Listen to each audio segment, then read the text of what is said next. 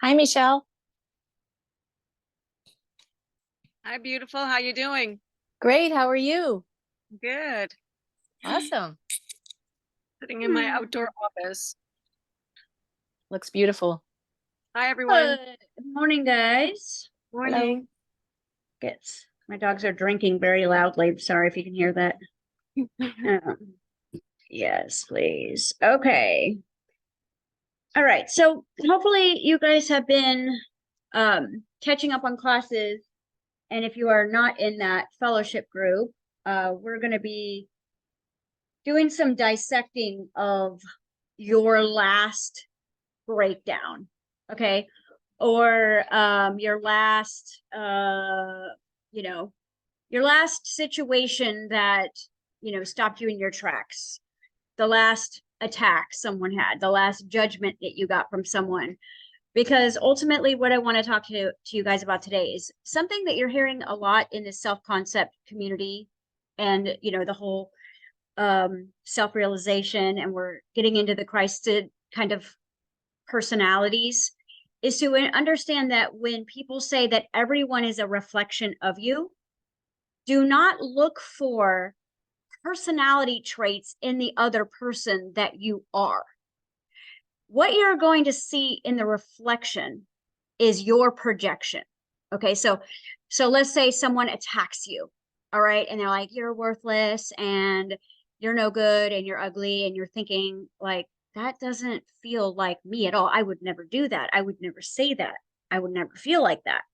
And it's confusing when you are trying to rebuild your self-concept, your self-worth, all these things. Now you're trying to study people's archetypes, finding the similar self-concept, and it does not work this way. How it works is the reflection is the actor that is going to play out your wounding. Okay? So, if you, like I said, if you have been, let's say, pushed over, overlooked, not seen, not heard, and you've tried to get away from that, you've tried to put yourself out there, you've done a lot of inner work, okay? Until you truly decide and intend that you are no longer that person anymore, that is not seen and not heard, then you have that program running at the subconscious place that is going to project telepathically, I am someone who gets passed over. I'm neglected. I am attacked. I'm abused. Even if on the surface, you're saving the world and you're feeding the poor and you're healing people all day. If you have that belief somewhere unconsciously in you, then you will keep manifesting actors in the form of people, places, and things to be the recipient or the actor to help you assume that role. Okay. And so, like, this happened to me twice this last week. And it was so cool because I was like, oh, here's this pattern. And no, this person is not, he's not acting like me. She's not acting like me. They set up the scene and they read from the script of my trauma. Okay, so they read from the script of my trauma, which then activates a certain personality within me, or a certain version, archetype, an aspect of me that jumps right in or wants to jump right in and co-create that scene. Okay, like if you're probably noticing that the things that people say to you, right, when they're upset or they don't get their way, or when you are standing up for yourself, or when you are practicing your worth, it's almost like they're like, cue the unworthiness trigger. Okay, and so they are showing up not to go, oh god, I'm acting like this. No, it's to assume the program, it's to run the sequence. Okay, so telepathically, what you avoid, you attract. Okay, telepathically, what um, you know, glaze over and don't acknowledge, whatever you repress, suppress, deny, is literally becoming stronger in your consciousness, because one of the ways that we move into that Christ consciousness, it was to accept everything. Okay, expose everything. Part of your self-forgiveness work is that I was made to believe that I was unworthy. And instead of working on that belief, I became someone who hid that belief and then portrayed the opposite. All right. You're going to have to go in and forgive and accept that that has been a pattern. We've all done that. It's self-preservation. Okay. It's like something you're forced to believe about yourself at a really early age that you do not identify with, that you do not accept, that you do not necessarily believe in. When it is ingrained and ingrained and ingrained and indoctrinated and pushed in and pushed in and pushed in, you can avoid it and deny it all day long. But if it has become part of your consciousness, which means that if you have reacted, rejected, abandoned, assumed, okay, then by default of the way energy corresponds, whatever you're giving energy to, even if it's to hold it away, is basically part of the script that you're playing out. So you're probably noticing that the more you work on your worth this year and more on focusing on, okay, who is this version of me that I choose to be? Not what has happened to me, not the situation I'm in right now, because we know circumstances don't matter, but what I am attracting back to me, what is the feedback that I am getting versus who am I telling the universe I am? This is where the war starts to increase in your civil war, okay? Because the aspect of you that was force fed to believe certain things about yourself that never truly wanted to believe did not change that program. They put a mask over it. All right. So this last year, it has been an unmasking. We're in a major unmasking. Now, what I have studied about myself here is that certain masks that you have put on to survive, to, to try to outcreate these old programs, they have talents and techniques and personalities. And when you start to lose them, you start to lose some of those talents and techniques and abilities. I had a couple of masks that knew how to make money. Once those were gone, I was like, how do I do this? Like, it was almost like talking to a child about, okay, well, how do you create money? Well, I don't have this mask of manipulation. I don't have this hustler mask. I don't have this go-getter mask. I don't have this rush, rush, rush, rush, rush. I don't have this masculine mask anymore. And now all that's left is little Jess, who was basically told she was worthless and devalued. So now I'm going, well, how do I do this? Okay. So if you're noticing in this time and space that your masks are falling off, but those were the capable parts of you that knew how to function in the third dimension, you're probably sitting there like, how do I do life? I don't have that motivation. Because once the mask falls off, what you are left with is traumatized you. Okay. And so then you're going, okay, well, I'm going to start working on her, which is what we've been doing, or him, and what you're doing. But the thing is see, now that you've exposed and taken away all of these masks that you're wearing to survive, to preserve your image, to protect yourself, once those masks are gone and the little you that is still not wanting to believe what is being said about her or him is true, but it's still being told to you, because it's like when you abandon or reject yourself as a child because you just will not believe that about yourself. So you put on a mask of someone who is worthy, who is smart. That's where perfectionism comes from. This is where all of these OCDs and depression, these are all masks, because they're all hiding wounded you, separated you. And before you can get to the Christ consciousness, there is an exposing, there is a demasking. We're calling it ego death, we're calling it the end of the caterpillar. But ultimately, like, when you go full circle with this, the last stance is going to be the higher self that you've been working your tail off to embody, to get to know, to realize, to connect with, to understand that that's the godly part, that the God in you. You're left with a very confused child who's literally stayed exactly where you left her. All right. So once all your masks fall off, she might be broke. She might be sick. Okay. She might be overweight. She might be being abused. Okay. And so when you rip off the masks, because this is vibrating, this is vibrating, this is vibrating, this is vibrating, you're working on your self-worth and you're working on your self-worth, and higher self is integrating in, and higher self is moving and making room for the embodiment piece. All the masks are gone. There's going to be 2 yous left. And it is the you that was originally separated from her. Obviously, same being, same you. One self-realized, complete in the isness, already in the abundance, already valued, already worthy, already all these things, literally vibrating that worth. And then the you, right, that had to put the masks on to make it through elementary school or make it through your childhood. So it's a demasking, because ultimately the Civil War is literally just a fight of all of these masks saying, no, I need to be here to protect her.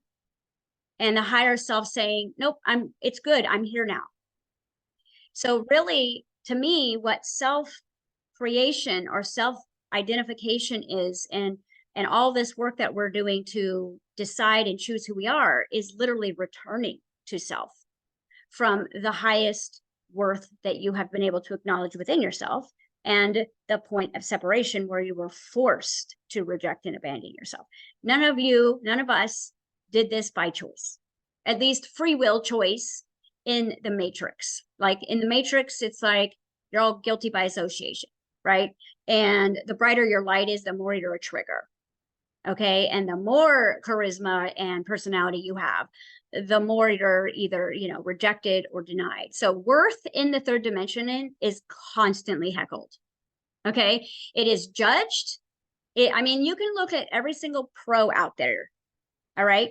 And you think, oh, they're loved and worshiped. They have equal amount of haters. Everyone. The best of the best of the best of the best. There's always a reason why. Like even Jesus. Oh, he walked on water because he doesn't know how to swim. You know what I mean? It's going to have equal opposition in the 3rd dimension with you in your worth. This is why you standing in your worth is the most unsafe place for you to be in 3D.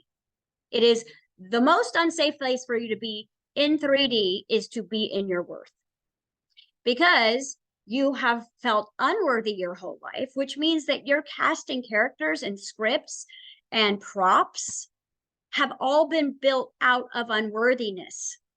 Everything. So when you start saying, oh, no, I'm not that girl anymore, or I'm not that guy anymore, then what's going to happen is you're going to feel attacked by the very story that was built out of you. Every single person that I've ever coached has gone through this point several times, because again, you raise a worth in a certain area and the bottom falls out, not because you're doing anything wrong, but because you're not going with the story.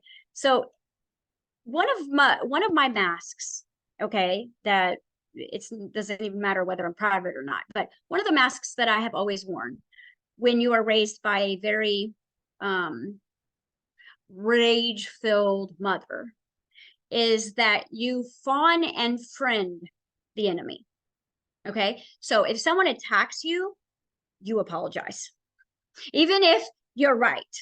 Okay, you apologize and you go, how can I fix this? Your self-worth isn't even on your mind. Survival is on your mind. Okay, and then the bigger the scarier the enemy, the more you try to befriend it, because if you're friends, you're on their side. Okay, you're literally on their side, and as long as you're doing what they want to do, how they want to do it, you're the best of friends, right? Like it's like you feel so accepted by this person as long as you're doing exactly what they want. All right. And then you start going, well, wait, I don't feel very worthy when we're always doing what she wants, or we're always doing what he wants. I think I'm going to speak up for myself. And if you have ever been on the other side of someone who is very volatile when they don't get their way, no matter how loving and passionate and loyal they seem, when they flip on you, It is terrifying. All right. Because they say every bad thing about you that you secretly never wanted to believe. Okay. If you're in our situation, you're immediately a fraud. All right. Immediately you're lying and you shouldn't be doing what you're doing. And, it's almost as if that little girl who's like, oh, I hope they don't see my script here. Once the friend is ripped off and you start standing up for your inner child or yourself, they come at you. If you guys have not watched the series Ted Lasso, I highly recommend it, because there's a couple of times in the show where these bigger than life personalities don't get their way and they flip, and you're just like, whoa, I dodged a bullet there. You dodged a bullet there. Relationships, things like that. So when you are fight, flight, friend, fawn, freeze, you've got to be like, where am I right now? Because sometimes when you are taking these masks off and you're like, this version of me doesn't allow that. This version of me doesn't care to be a follower. This version of me doesn't even need that person as a friend. And you begin speaking from that more self-loving version of yourself. You're going to be prepared for an attack if that's who you've been fawning or friending. Okay. So you kind of need to look at it. When you're scared, do you fawn or friend? Or do you fight or flight? Okay. Most of us freeze first because we're empathic and sensitive. And it's almost like an inner kindness gene that we have, where we cannot necessarily treat people as they've treated to us. Doesn't mean we're not festering maybe inside. But if your kind of go-to is to freeze, and then you think, basically, how am I going to survive this moment? Then you're going to be wearing one of the masks. Unless, instead of how am I going to survive this moment, this is just an old program. This is why, if you can have the opportunity even to freeze, then that could be the pause that you could say, this is just the old story. Now, if I engage with this, okay, if I do show up in a way to self-preserve or protect myself, all I'm doing is re-engaging. And how you say yes to physical reality is through any form of energy. Any form. You think you're giving someone the cold shoulder? It's called basically stonewalling. And you are basically creating a very uncomfortable situation for your opposition, which means energetically you are using all of your energy to avoid something, which means it's active. Okay. You yell and speak your truth and demand your worth. You're acting with that script. You literally have to say, nope, this story isn't something that I choose to continue with. Now, the more masks you've removed, the easier this is. The more masks you still have left, there is a fire inside of your belly that wants to engage. You don't even want to go, you don't even want to pause the program. You want to fuel this fire. You want to be seen and heard. You want to be demanding what you want. You want to engage in this because that mask is made to protect you. So the more you clear these masks out and return to the root of that self-concept little you, and you work as the higher self, as the parent, okay, which means that the parent stops and says, do we like this movie? We can turn it off. Okay, we can stop this program right here.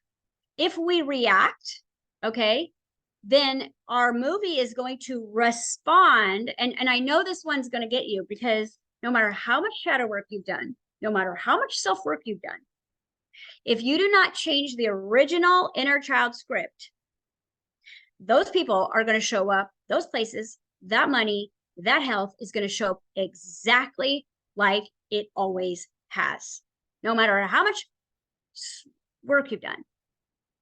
Because your self-concept is, what do I secretly believe about me?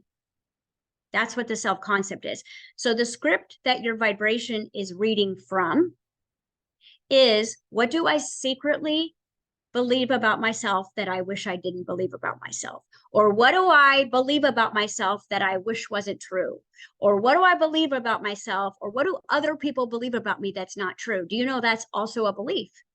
What do other people believe about me that's not true is a belief. I bet you can find 5 right now. Like, that's not true, but people always accuse me of that. That's never been true. That's not who I am, yet I always get accused of that. You want to look for those, okay? And you don't have to look hard, because the more of this work you're doing, the more it'll be right here. Because the gap is closing on your movement into 5D, which means that you've got to basically turn every button off to basically engage into the new reality. You cannot live 1 foot in and 1 foot out unless you are fully unbothered by physical reality, and you're basically just cleaning and packing, right?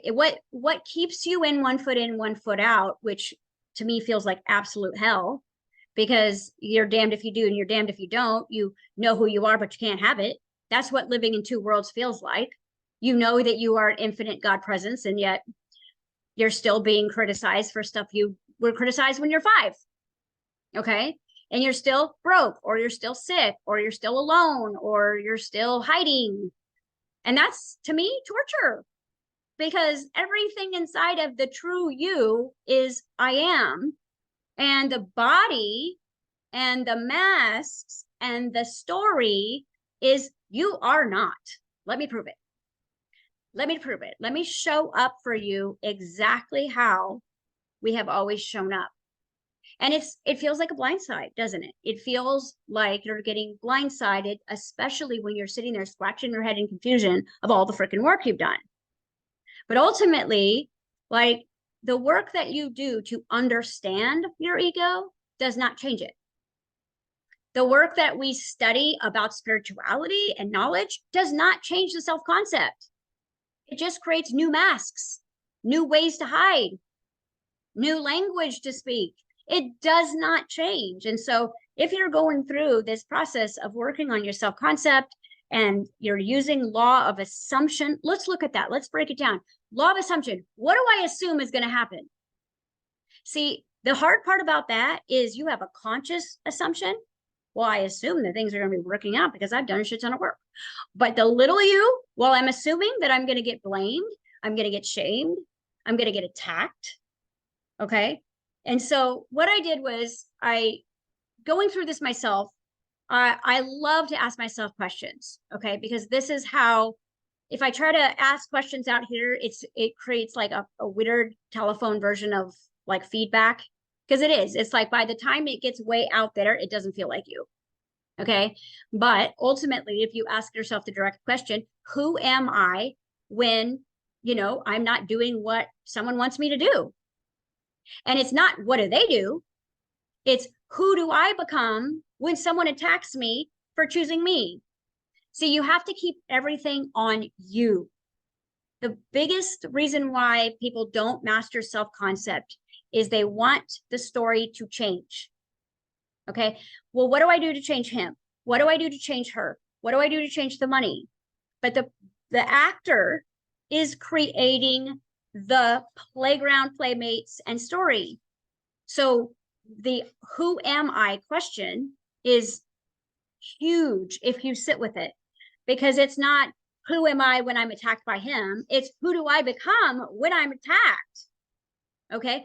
Who am I when I'm judged? Who am I when I'm triggered? Because the thing is what you're going to do is you're going to find all of your root pain.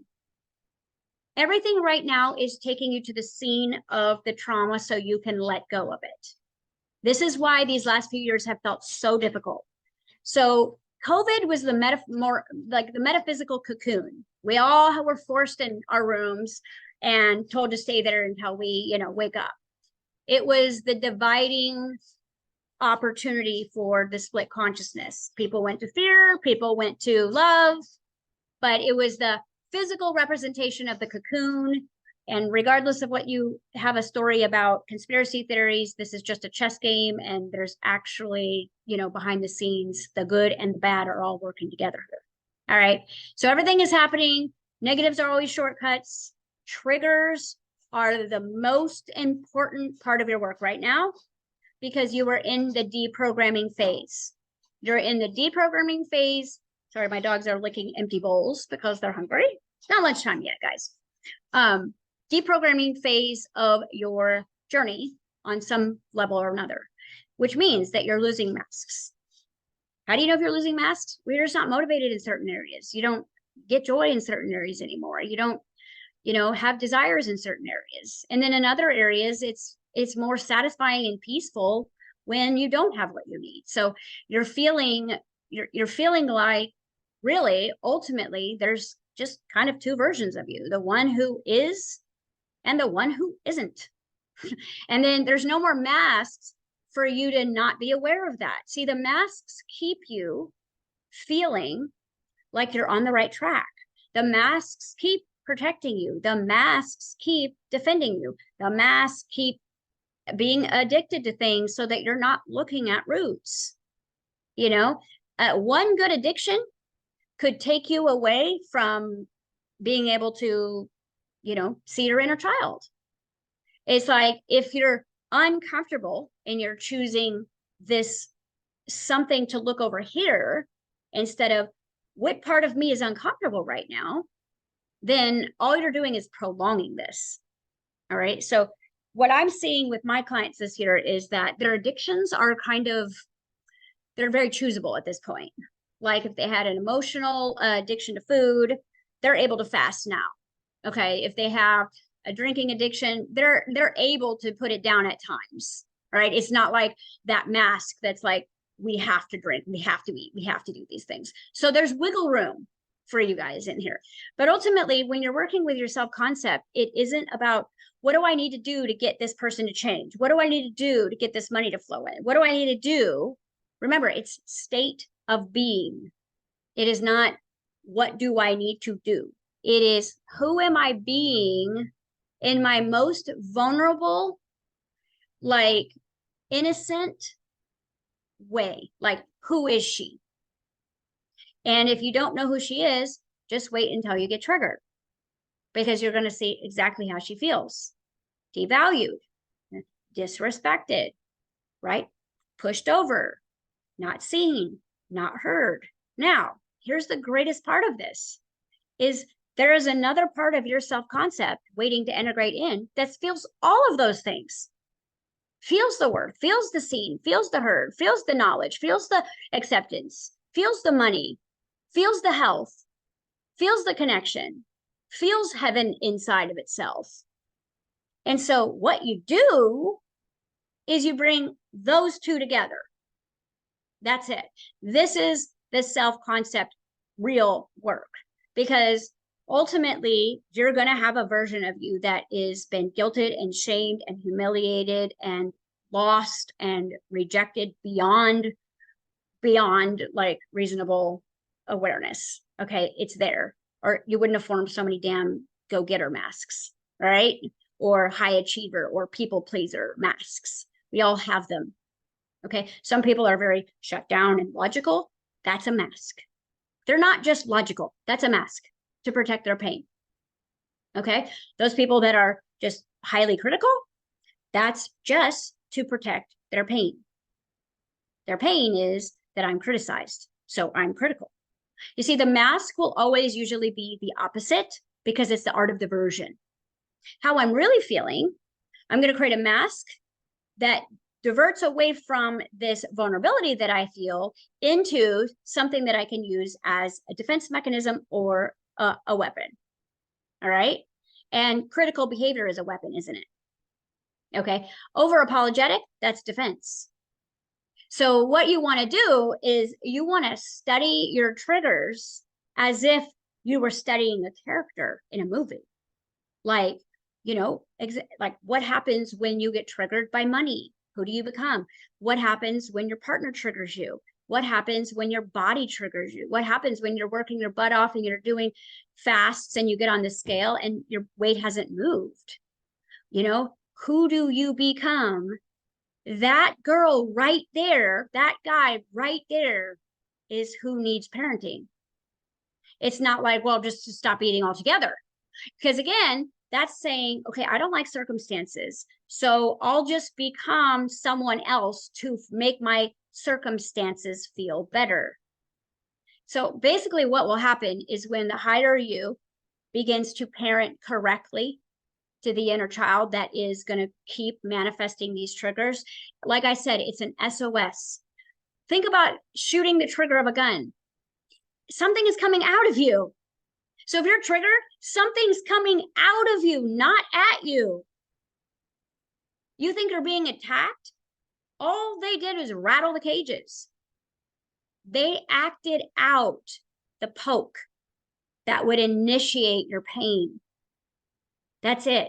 So the pain that is inside of you will get poked until it's dealt with. I don't care what teachers say. Oh, just keep affirming, I am love, I am love. All you're going to do is create more triggers that say you're not loved. Okay? And that's fine, because eventually you're going to stop and go, okay, I'm going to stop needing love out here, and I'm going to start loving the parts of me that I wish someone would love. I'm going to start seeing the parts of me that were shamed into the closet. And yes, we have done this work so many times in my master classes every year in a different, I mean, it's alchemist and this and master of love. I mean, this is the same stuff that we have literally been doing since I had my original wellness center in 2013. Like, same stuff. Return to the scene of the trauma with your higher self.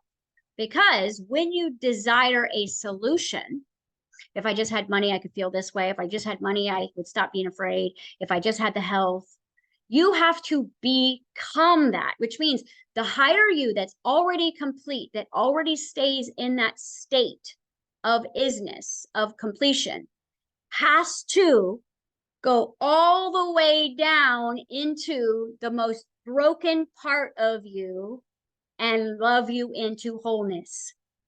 Okay? So self-love is not just, I'm going to love myself today.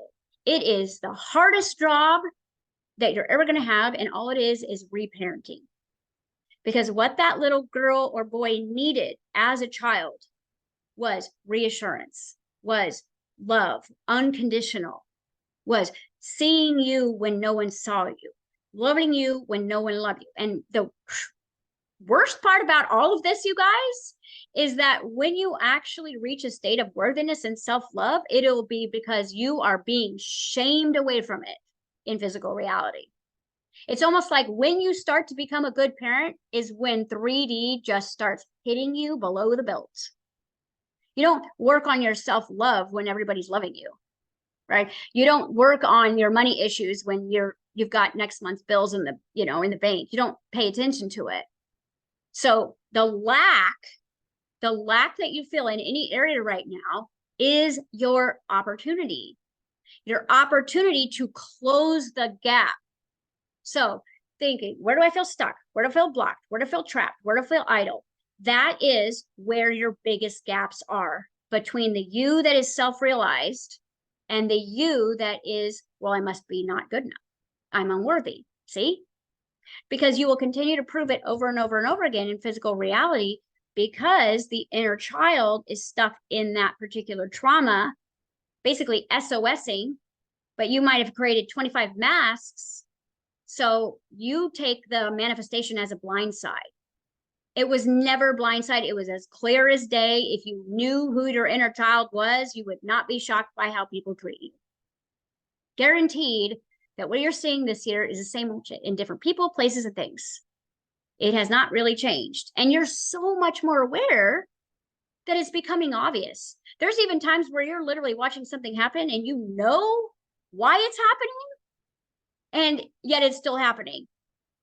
And so what I'm saying is, instead of turning to physical reality with masks that you probably don't have anymore to say something or to do something or to speak back, you turn inward and you receive the parenting that you need in that moment. You literally shun 3D and go, thank you for the highlight of where that part of me is vibrating. And through the you that you spent all the money on to become, right, that has no position in physical reality because it's in a higher level of consciousness, it's in the heaven space within you, right? This is her opportunity.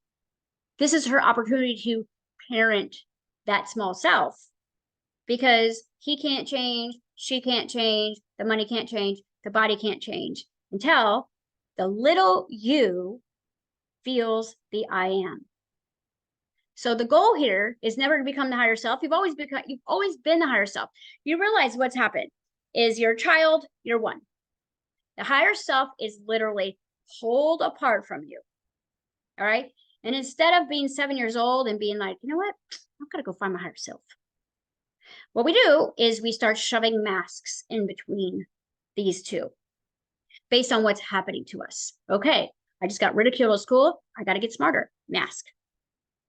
And these masks are always going to be in the doing. Okay, where your masks are is in a doing. You know, I've got to work hard for money. It doesn't grow on trees. Okay, mask.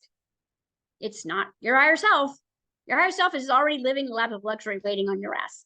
Okay, every mask that you create keeps you further away from you. So the little you stays there going, I'm worthless, I guess. And the ego part of you goes to prove that you're not.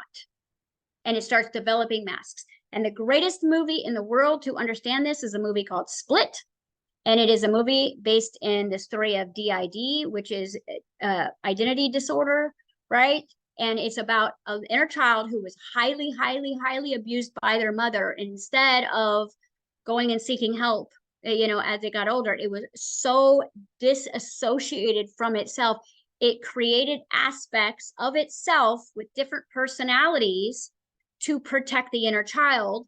But again, the inner child's still vibrating, right? Unworthiness. And so no amount of aspects or masks that you create keep law of attraction from responding to that child. So in that story, he had to keep inventing more masks for himself to try to protect the inner child, right? But see, every mask you built is out of pain. So the masks actually attract abuse as well. So not only is the inner child still at the end of giving your best at your company, giving yours in a marriage, your inner child still gets completely rewounded again, even with 20 masks. Not to mention that the masks get wounded. So now higher self is just getting further and further away. And we wonder why there's things like serial killers. And we wonder why people can lose their humanity. And we wonder why people can rape each other. Because the further apart you're getting from higher self, trying to create alters of yourself to prove your worth, is law of resistance. So when we are creating self-concept, we have to look at law of attraction, law of resistance, law of reflection, and law of projection. Okay, which means that whatever I resist, I persists. So if I have worked my butt off and got a great education and I've eaten perfectly so I'm skinny and I have done all the right things, if I was shamed for being unworthy as a child, I'll still be shamed. Okay, so let's take certain ideas, or like celebrities, because they're easy, they're in a fishbowl. Okay, so you could have a really great concept with money. If you're born into a feathered nest, it is in your mindset that there will always be enough, and as you use it, it's replaced. And so that is probably something they won't deal with. But if their self-concept was low with watching parenting or receiving parenting or the mother-father wound, then no matter how rich they are, they might have horrible, horrible relationships. Okay, because no amount of money and beauty and fame will change the inner child's space. You can have the masks of the perfect body, you can get the Academy Awards, and ultimately, if your inner child was shamed, it will still be shamed. Like, look at the Kardashians. Every one of those girls can't keep a relationship, right? It's like they get cheated on, or, you know, and this is like, how? You're like the most photographed person in the world. You have more money than God. And how? Because if you look at their story, right, it's like something went on in their inner space about how they felt about themselves. And then they built masks around it to hide how they really felt about themselves. And then it got fed back through relationships. Okay. So anything that keeps feeding back to you is telling you that that part of you is still in pain. And you can't like go get another certification in physical reality. There's no doingness here. There's no doing. There's nothing you can do to rescue her. Okay. There is being with her. There is a being with her. There is a listening. There is acceptance. There is forgiveness, self-forgiveness. You should forgive yourself right now for all the masks you created, because that has been the only thing, the only obstacle to close this gap. So think about if people are always getting cheated on. That's just a mask. Okay, that's a middleman. A mask is considered a middleman. And until you rendezvous back with your inner self, you'll create middlemen. Something in the way of your money, something in the way of your time, something in the way of your relationship, something in the way of your health. That's a mask. Okay, because if the mask was gone, you might actually have to feel those feelings of what it feels like to be really sick or really alone. And for me, I've noticed that in those worst, darkest moments of complete abandonment and rejection, where all that was left was me, right? That's when I actually got it. But how bad is it that we have to wait for the bottom to fall out of something, or for you to totally lose something, or be completely rejected or attacked? And because my story of self-preservation was to fawn and friend the enemy or the attackers, because as a child, you can't fight or flight from your mom, right? And so if she was very violent, right, and very passionate, then I'm going to be attracted to very passionate, undercover, violent people because I'm in resistance of it. And then I will sometimes, before I was aware of this, show up exactly how I expected myself to, because the mask was, I need to friend this person. I need to become this person's life coach. I need to become this person's everything. I need to do everything for this person. And I'm thinking that it's coming from love, because the mask radiates the personality. And ultimately it was self-protection. I'm literally addicted to my own abuser. And then so I can trigger my self-preservation system. This is why if you are trying to become your self-concept without analyzing who am I when, then you're going to feel like you're going through mental warfare, because the 3D reality is going to get much more of a trigger the closer you get to yourself. And here's why. It's going to be more of a trigger because you don't have defense mechanisms built in anymore. You're not running away and starting a new relationship like that. You're not like just quitting the job. You're not just turning to another addiction. You're not going shopping. You're not seeking the dopamine, right? We've been talking about this a lot in class, and we talk about this a lot in quantum fitness, right? And so like one of the major things that I changed early on was my self-concept with my body, because I know as a woman, how we view our body has a lot to do with what we allow. And this may sound vain, but I know women, coached hundreds of, if not thousands of them by now. And so I know I'm no more vain than either any of you guys. And when you do not feel good and confident in your body, you allow things that you shouldn't allow, because you're devalued. So, okay, it's like this mental awareness that you are less because your body is sick or overweight or old, I don't know. And therefore, the mask is take what you can get. Settle.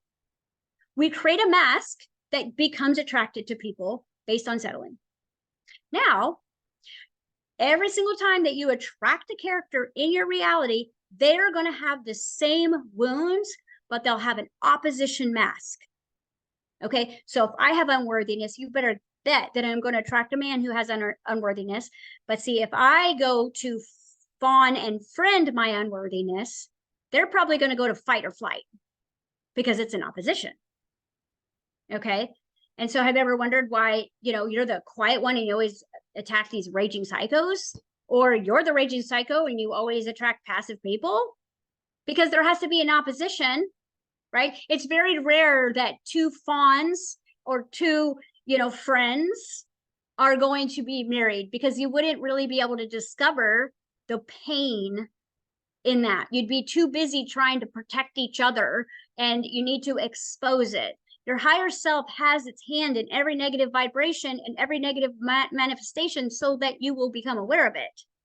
It's like, what's the fastest way to get realized? Trigger the crap out of you. Because it's only in the trigger are you going to stop tolerating it. Now, I don't mean stand up to your reality and be like, this is injustice and our government is crap. I'm saying, why am I creating a world where I don't feel safe in my city? Why am I creating a reality where my loved ones are constantly attacking and judging me? Why? And if you don't start asking that why question, why does this happen? And who would I have to be? If you don't examine the character model, then you would never be able to change the concept. Because it's like, number one, when we're going through any sort of repair, is acceptance. Okay, this person is just reflecting back to me the earliest moment of devalued unworthiness. Okay. And if you're not taking stock about how you see yourself, then you're going to allow a lot of things that happen in 3D that are eventually going to wipe you out, that don't seem like that big of a deal. Like, look at how jaded we've become just having the internet. It's like, like my age group, I'm 48. Our generation grew up before social media. Okay. We grew up without cell phones. We grew up without instant gratification. I mean, we had wait time. We waited for everything in our generation. Okay. So now this generation is instant. They have no patience for waiting. Okay. It triggers well, I had to wait, and it's like, so even the things that are manifesting now can be a trigger. So studying your triggers through the self-assessment that I created, and it's just, it's asking yourself questions.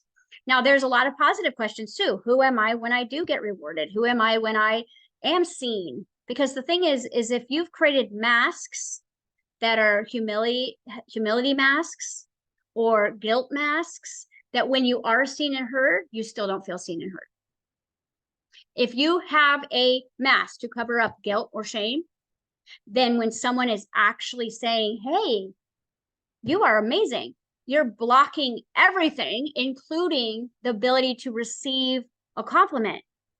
Because, see, the mask doesn't work two ways. It just works to protect and defend, which means when someone says, you look really good today, you're defending that. Oh, you're calling me fat?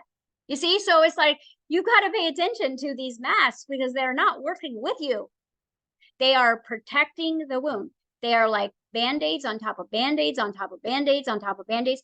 And the thing is the more hurt we get, if we don't go to the root of the I am, then we build a new, like, bigger, stronger mask. Okay. So the people that you feel are the most shut down and the most cynical and the most negative, okay, like, all that is telling you is that they have created masks where they will not even identify with their own pain, and your pain triggers them. Because again, like, they don't have that compassion to understand you. They see your weakness that's going to trigger their weakness, and so they actually have to bully you more. All right. I literally have encountered this so many times, where it's like you start to be vulnerable with someone who has they have the same wound, but it's in opposition of the way that they survived it. And you're literally being bullied for crying. Okay. Or humiliated for speaking your truth. And so at some point we just have to go, okay, all right, cut. There's only one issue here. The small me and the big me are too far apart. That's it. That's it. Like, every issue, every money issue, because you are money. Okay. But if it's all flowing through higher self, which is where your true wealth is, and your inner child is still in lack and poverty, okay, well, let's be honest. The you that has residence in the 3D actually trumps higher self's abilities. And here's why. Because density, memories, okay, this is heavy vibration. Now, spirit is infinite light vibration, but it cannot enter the world. The world's mind has an algorithm here. And so it's almost like higher self has to parent the inner child in the stillness. Okay, like when you're not moving in 3D, when you're not doing in 3D, when you're not, living in 3D, this is where this relationship can come back together. This is why be still and know that I am God. All right. This is why the Lord is my shepherd, I shall not want.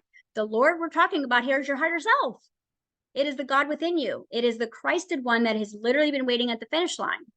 But as soon as you get to the finish line, you're going to get pulled back to the scene of the trauma to prove that you are still not.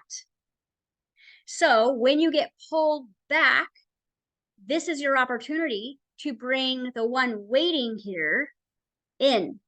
Okay. And how you can do this, the best way that I found to do this, because you're like, well, how do I do this? Is to reparent her or him. What do I need right now that I'm not getting here? Okay, good. I need money right now. Okay, that's a symbol for energy, that's strength, that's authority, that's freedom.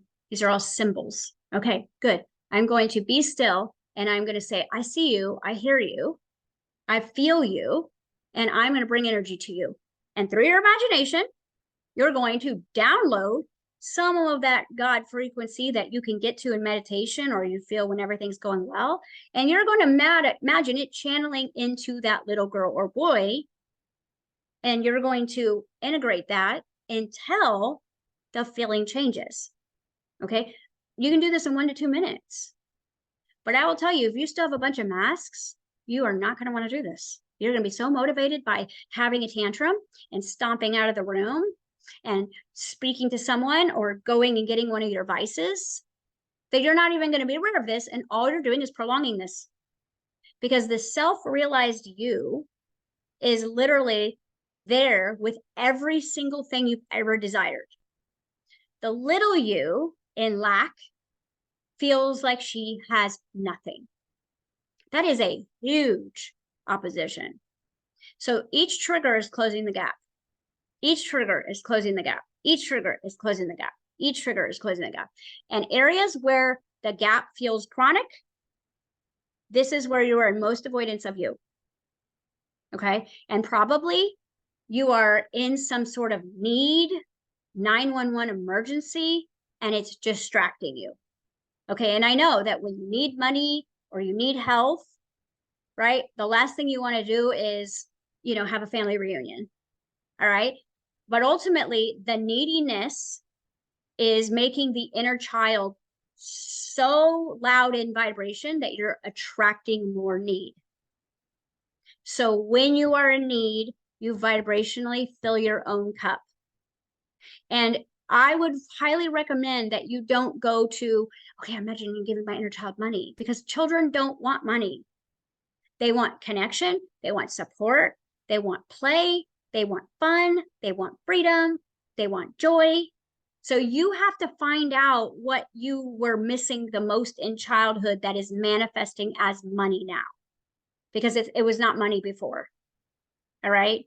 It was manifesting as maybe connection, or if dad left, then it's going to be your masks are going to be projecting masculine energy attacking you or rejecting you or abandoning you. Okay, so studying the trigger is absolutely essential for truly creating a self-concept, because you do not know how to create this new you if you don't know why you keep getting triggered from all these places, because your intuition from the mental world is going to tell you, well, just be this, or just do this, or just fix it with this. But ultimately, the state of being manifests your reality. And the more you have built up your higher self's awareness of itself, which means the more you're allowing higher self to be in your reality, the less you can have these masks, because the masks are space holders. Okay. But they become alternate personality identifications. And this is why you can feel very secure at your job and feel very insecure at home.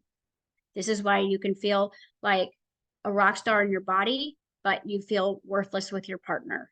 I mean, it's just, you have to understand that the masks we build in childhood are usually by the age of 7, we start to identify with what we need that we don't have. And instead of going and getting it spiritually, we go out in the world and become it or strive to it. It's like, think about it. This is why when we do our true Imagineering, we're not imagining all our needs being fulfilled and being like, oh, I feel so peaceful. No, we start our Imagineering in everything already done. All the money you could ever want, all the health, the perfect body you're sitting in, the family exactly in harmony and love. So you literally start in all problems resolved. And then you look and study that you, and you disciple her. You disciple him. Who is she with all her problems solved? Who is she that doesn't need money? Who is he that already has the loving partner? Because a lot of times when you're trying to manifest, you're trying to manifest something.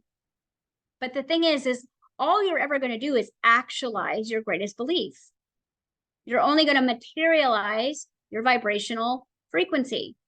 So if you start discipling off of that higher you that has, I mean, like, money's no issue, you're the age you want to be, so you can run and jump, that hip's fine, you know, you've got infinite money in the bank, so you're not worried about, well, who should get in, who should be allowed here. The more time you spend with her or him, the more you understand what it is you're actually lacking, which is nothing. So if you don't spend time with her or him up in that place, you're going to keep building masks to try to protect the inner child. And all we got to do is spend enough time with her or him so that we can start educating our cellular body, our muscle memory. All right. And, you know, bringing that influence into the body through Imagineering that state of being. And then when you're noticing your lack state of being, which is I am unworthy or devalued, right? Well, now you've gotten to know her. It's like, let me introduce you. You see? So this is where a lot of us think, oh, my higher self is telling me something right now. Your higher self is you. It's just separated by time and space and construct of these masks to protect you instead of ripping the Band-Aid off and allowing source energy to flow through the wound. So instead of allowing source energy to throw through the wound, we have put Band-Aids and Band-Aids and Band-Aids and Band-Aids. And now where we are is we're picking off all the Band-Aids, and that hurts too. I feel like that's where a lot of our journey is right now, is we are literally like ripping Band-Aids off, not going into the addiction, not going into 3D, not going over here, and we're sitting in it. But the thing is the part of us that is infinite knows exactly what this little one needs because it's you. No one knows what you need more than you. No one can fill your cup except you. No one can give you a wealthy vibrational body that's electromagnetic energy that's drawing things to her unless she feels it. So the infinite intelligence of you is stuck by free will here. And as long as she keeps telling the story of lack, higher self cannot come through. All right? You have to stop using your free will to hide your lack. And what I've noticed is like, once I've like, okay, I'm going for it. It was like, there was nothing, like everything kept moving out of the way to just highlight my lack. It's like, oh, great. I can't even create a mask anymore because the more you ask, it's given. So if you're noticing that there's no mask you create, there's nowhere to go to, there's no one who can help you. There's no one who can save you. When you do confide in someone outside of you in a vulnerable place, you just get attacked or judged. You finally go, okay, fine, I'm putting down the story and I'm going to close this gap. See, because that higher you and that wounded you, when it comes together, it is nobility, it's humble, it's generous, it's compassion, it's kind. You don't forget everything you went through, but the signature of pain, which is resistance, disappears. And therefore, the people, places, and things that we start manifesting are more blended beings, which means that when you become more of a blended being of the higher you and the lowest you, you're going to start manifesting people, places, and things that feel like that too. Until then, all you're going to do is manifest people that are so separated from themselves that you can't even talk to them because they can't hear you. And I know that's frustrating. It's like, oh my God, it's like talking to a wall, right? Or there's no one home with grandma over here. You're right. You're talking to one of the masks.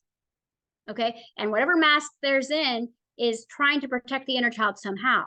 So if you can look at people's behavior as self-preservation, right? And I will tell you, you probably won't be able to do that until after you've worked through your trigger.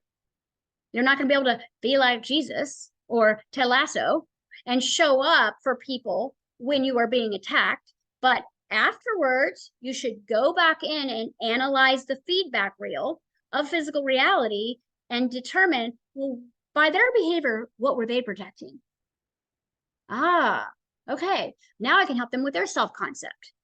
I can drop little words that allow that mask to fall off, that they don't need that mask around me. And maybe they just disappear altogether because you're no longer a vibrational match. But someone else will appear in that space as a more actualized version of you.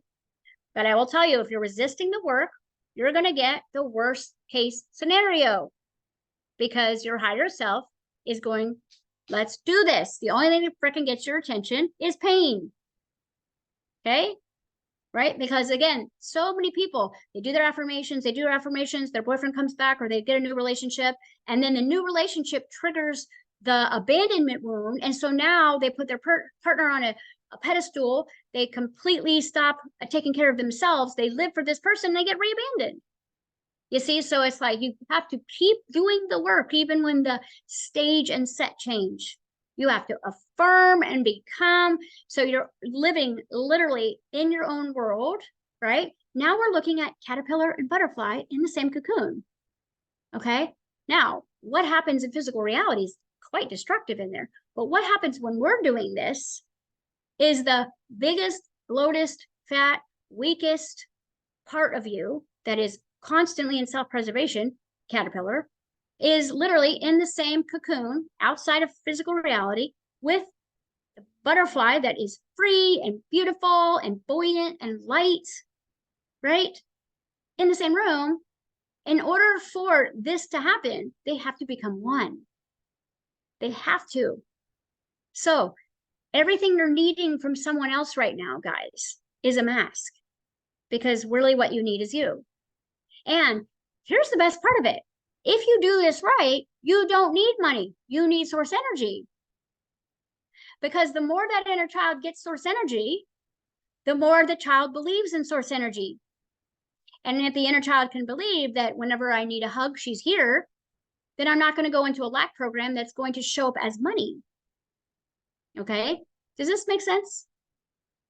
So really, you guys, I put Danny's putting the self-concept assessment. It's really long, and it's probably going to trigger the crap out of you because you're going to see all of your masks. You're going to see conscious mind does its best, and subconscious mind do its best to keep you from knowing what is really going on with you. All right? Like, because it's self-preservation. In order to keep you moving in a direction with all this wounding, you're going to have extra adrenaline. You're going to have extra desires. You're going to have things that are going to keep you from feeling root pain. All right. So when you start asking yourself these questions, and then what you want to do is once you ask the question, I want you to look into your physical reality feedback system and look at who is the actor that triggers that for you. Right. Or what is the prop that is triggering you? Because money is a prop, your house is a prop, your cars are a prop, your city's a prop, your government is a prop. And then there's the co-actors, okay? Like, and then ask yourself, like, okay, in my story, am I even the main character? And if not, who's the main character? And if someone else is the main character in your story, like, let's say your cancer is the main character. Maybe your poverty is the main character. Maybe your husband's the main character. Why? Because you're fawning and fronting it. Because that particular idea is in the way of you. And that's the story. Oh, well, I got to make sure he's happy, or I got to take care of this cancer every day, or I got to work on money every day. It's just a distraction So if you go, okay, I'm lacking money, I'm lacking time, I'm lacking health, I'm lacking this, great. What would that be to a child? Okay. What would money be to a child? Like to Luke, the only thing that money gives him is freedom or, opportunity or creativity. There isn't, like, he gets no value from it. If he sees it, he's like, do you want this? Like, he has no desire for it. But when he gets older, that will be the thing that stops his joy or stops his freedom. And so if he doesn't do this work, he'll be more focused on the money than he is on getting source energy, vibration of freedom into his inner child. So we want to make sure that we're asking questions like, what does this represent? What does money represent here? Because if you go, well, I just need money, spirit doesn't actually have money. It just is abundant. And so it will manifest abundance through anything that it becomes. And so you don't want to be like, okay, I'm going to give my child a bunch of money, because that's a mask. Money is a mask. So what you want to do is give my child the feeling of freedom, give my child the feeling of connection, give my child the feeling of it's already done and taken care of, and there's nothing to worry about. And I see you and I'm here for you. And there's lots of other stuff you can do. But you want to actualize the completion of that situation, problem, the feeling state you want to give the child. That's why a hug, that's why kids sometimes they just want to hug, because they're feeling their source energy. You're afraid. So when they hold you, they get some of that authority. And that's why they want to hold you, because in that moment they're empty. So all of this money we've spent on our spiritual journey, it's this simple. Okay. So, and I will tell you, the spiritual journey can just build more masks. It really can. I know I built several of them in certain areas. And then when I started ripping them apart, I was like, I don't even know if I'm spiritual. I am. Like, I just am, and then I'm not. And so I'm just going to focus on that. And yeah, it's been difficult, but there's no rules to follow. There's no book code to read up. It's just like, I'm feeling this. She feels this. Let's give her some of this. And so when you fill your own cup, you fill your own cup, you fill your own cup, you fill your own cup, all of a sudden, physical reality will start to feel like a full cup. Okay. But it doesn't happen overnight, because again, how many years have we been practicing? I am not. And the more that we try to cover up I am not, the more masks you have to rip apart. Now, higher self will trigger every one of those masks. So don't worry. Like, I've had 3 people tell me in the last 4 days, oh my God, this is my greatest fear. It's coming to life. I'm like, okay, well, that means higher self is saying, my turn. I know that I've had to literally stand up to several of my own mirrors this last couple of weeks and be like, okay, this mirror is not serving me anymore, even though it did when you were little. What protected you in childhood or got you through the first 21 years of your life no longer works if you're going to try to seek enlightenment here. You cannot use a mask, which means your title that you got in college means absolutely nothing. How much money you got in the bank? Nothing. All right. None of it means anything if it's a symbol that protects the inner child. The only thing that is going to protect the inner child is source energy being there whenever the child needs. And depending on how much you've abandoned and rejected yourself, the more you're going to have to do this. You might have to just be like, stop, right? And just throughout the day, this is be still and know I'm God. This is what that meant. And so go to it's the Quantum Revolution group on Facebook. It's our free group. Okay. And she's putting the self-concept assessment in there. All right. It's going to bring up triggers for you. Good. Remember, triggers is showing you what's inside. It's showing you how she feels. Decode the metaphor.